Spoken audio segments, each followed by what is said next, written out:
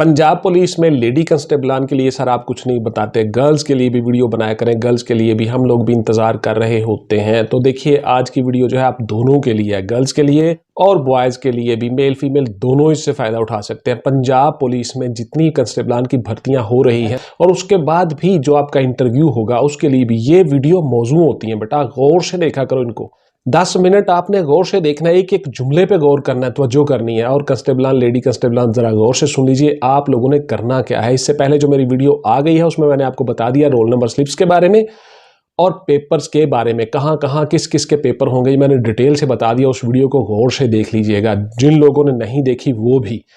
तो आप लोगों को अब बताता हूं कि इस वीडियो में कि आपने रिटन पेपर में क्या क्या करना है, स्पेशली जो टॉपिक है उनको कैसे कैसे टच करना है, और हर टॉपिक को जरा खोल के बयान कर दूंगा डिटेल के साथ। वीडियो के साथ देखते रहिए, जुड़े रहिए। चैनल को प्लीज सब्सक्राइब भी कर लिया करें, बेल का आइकन दबा के ऑल पे जरूर क्लिक किया करें। आप कहीं बिजी हो तो आपको नोटिफिकेशन आ चुका हो और आप बाद में भी वो वीडियो देख ले। मेरे पास इतना टाइम नहीं था, ये वीडियो मैं बहुत पहले बनाना चाह रहा था लेकिन टाइम नहीं मिलता। तो देखिए सबसे पहले आप लोगों ने क्या करना है, पंजाब पुलिस के बारे में बल्कि पाकिस्तान पुलिस के बारे में आपने हर इंफॉर्मेशन कलेक्ट करनी है।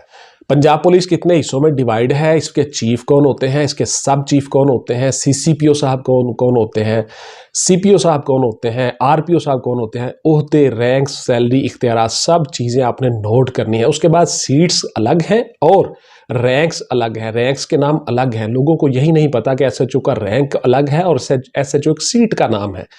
इसी तरह से डीपीओ एक सीट का नाम है और एसपी या एसएसपी अलग से रैंक्स है। इस पर मेरी डिटेल से वीडियो पड़ी हुई है चैनल पे, आप देख सकते हैं रैंक्स और सीट्स के नाम, इस पर मेरी डिटेल से वीडियो पड़ी है। उसके अलावा पंजाब पुलिस की मेरी पूरी की पूरी प्ले लिस्ट है, उन वीडियोस को गौर से देखें, चैनल पे आया करें तो वीडियोस देखा करें। जिन लोगों ने कामयाब होना है बेटा, अगर आपने फारग टाइम गुजारना होता है स्टडीज के अलावा, अपनी एक्सरसाइज के अलावा, जो मैं डेली आपको हर वीडियो में बताता हूँ, तो आप लोगों ने बेटा चैनल पे आके वीडियोज को देखना है, फजूल चीजें नहीं देखनी। मीडिया है, सोशल मीडिया, इससे आप जितना मर्जी फायदा उठा सकते हो और जितना मर्जी टाइम वेस्ट कर सकते हो। तो इसलिए टाइम वेस्ट नहीं करना। बहुत सी वीडियोस पड़ी होती है, उनको देखा करो, उनमें जितनी चीजें मैं बता रहा होता हूं उन पे अमल किया करो, आप इंशाल्लाह कामयाब हो जाओगे। तो पंजाब पुलिस के साथ साथ आप लोगों ने क्या करना है, बाकी सूबों की जितनी पुलिस है उनके चीफ, उनके सिस्टम, उनकी ऑर्गेनाइजेशन, कहाँ कहाँ डिप्लॉयमेंट है, हेडक्वार्टर कहाँ पे है, वो चीजें भी नोट करनी है। पाकिस्तान पूरे की पुलिस के बारे में आपको पता होना चाहिए। इसके अलावा पुलिस जो जितने एक्ट और ऑर्डिनेंस के तहत काम कर रही होती है उनके सिर्फ नाम आपको आना चाहिए, सीधा सीधा। उनके सेक्शन ऑफ लॉ की तरफ नहीं जाना कि किस सेक्शन ऑफ लॉ के तहत पुलिस की फलां चीज होती है, किस सेक्शन ऑफ लॉ के तहत एसएचओ को इख्तियार हासिल है,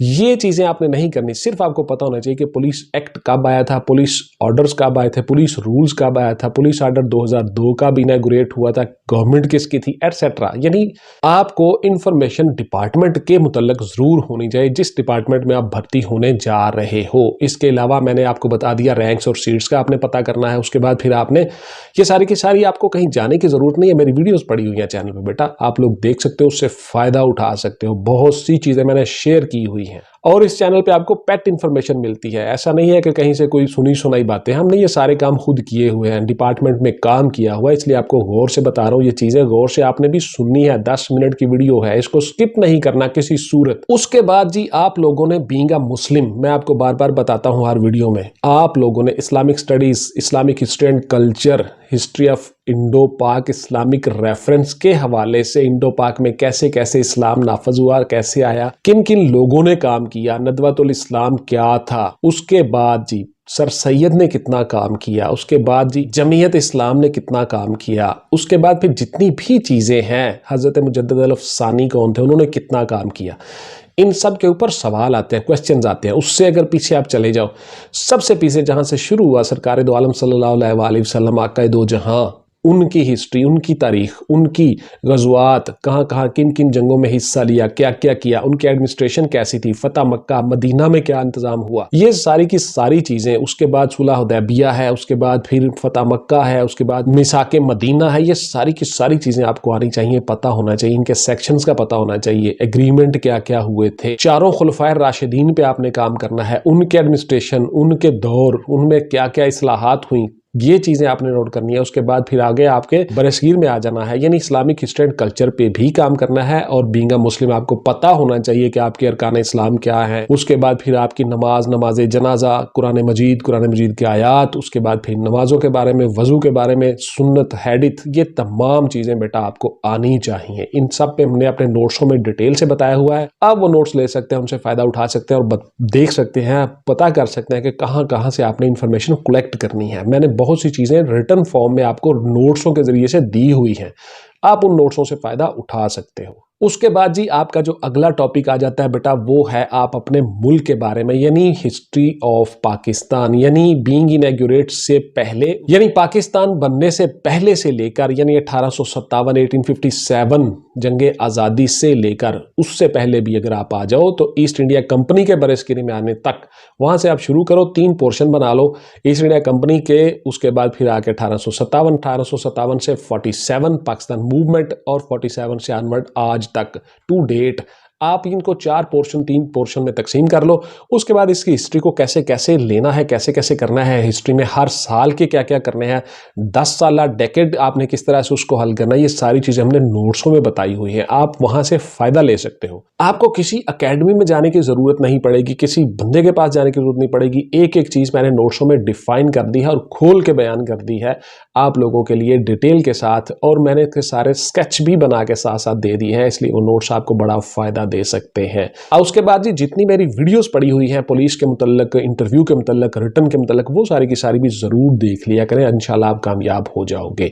उसके बाद जी आपका जो अगला टॉपिक आ जाता है, तमाम विंग्स के लिए मैं बता रहा हूं आप लोगों को, तमाम विंग्स के लिए ये चीजें बता रहा हूं। कांस्टेबलान, लेडी कांस्टेबलान, एसपीयू है, पीएचपी है, वायरलेस ऑपरेटर्स हैं, पंजाब एमटी विंग पुलिस का है, वहां पे जितनी भर्तियां हो रही हैं, जितने विंग्स हैं, उन सब के लिए हैं ये मेरी वीडियोस, तो गौर से सुनते जाएगा। अगला टॉपिक आपका है पाकिस्तान की शख्सियात, पर्सनैलिटीज और वर्ल्ड पर्सनैलिटीज के बारे में। मसलन जो मशहूर ममालिक हमने अपने नोट्सों में बताए हुए हैं, अप्रॉक्सीमेटली 60 के करीब वो ममालिक हैं, 60 कंट्रीज, उनके प्रेसिडेंट, प्राइम मिनिस्टर, उनके कैपिटल, उनकी करेंसी, ये सारी चीजें मैंने नोट्स में बताई हैं, वो जरूर करनी है बेटा। उसमें से इंशाल्लाह पेपर में आते होते हैं सवाल, आप कामयाब हो जाओगे। उसके बाद पाकिस्तान के जितनी पर्सनैलिटीज हैं, वीवीआईपी पर्सनैलिटीज हैं, उसके बाद फिर आपके जितने वीवीआईपी पर्सनैलिटीज हैं, उन सब के नाम होते रैंक आपको जरूर आने चाहिए। उसके बाद आपका अगला पोर्शन आ जाता है करंट इश्यूज और करंट अफेयर्स का, यानी दुनिया में जितनी तब्दीलियां हो रही होती हैं, पाकिस्तान में जितनी तब्दीलियां हो रही होती हैं, उन सब का आपको पता हो, लेटेस्ट चीजों का, वो सारी की सारी भी पेपर में आती होती हैं।